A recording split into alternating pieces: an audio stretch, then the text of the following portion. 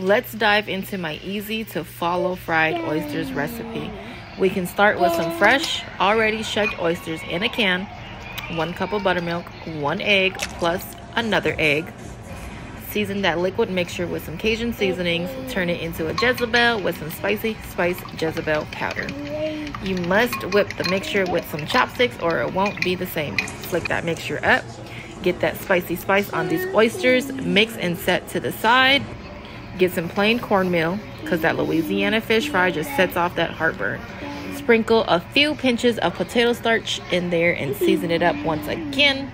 Next, we're gonna get that liquid mixture and pour it over our nuggets. Coat them in our very own seaside fry. Gently toss them in your clean, unused avocado oil. Trust me when I say clean and unused oil.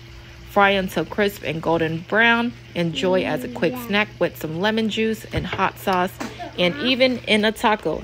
Like, comment, share, and follow.